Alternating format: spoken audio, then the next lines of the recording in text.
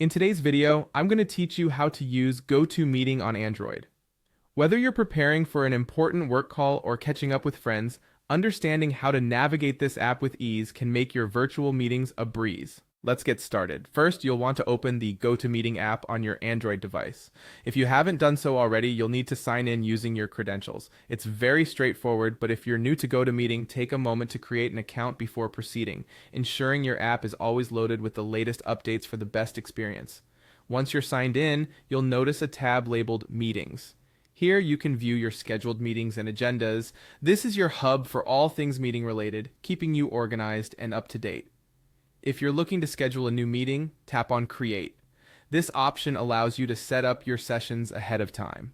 For scheduling a meeting, you'll want to select Schedule for future meetings or Start Now if you prefer to host one immediately. When setting up a future meeting, tap on each field to diligently input the specific date, time, and a title that gives participants a clear understanding of the meeting's focus. After setting these details, you have the option to tap Add Participants to include anyone you want to invite.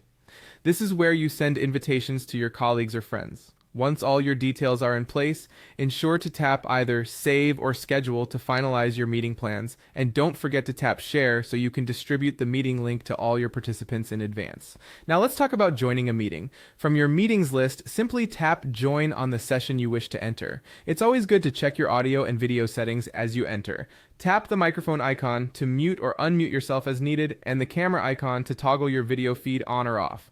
If you're planning a presentation or need to share content, engage the Share or Screen Share option. This will broadcast your device's screen to everyone in the meeting, and you'll need to confirm by tapping Start Now in the Android broadcast dialog that appears. Managing attendees is simple. Tap Participants to view who's present. If you're the host, you can select a participant to promote them to presenter or remove them if necessary.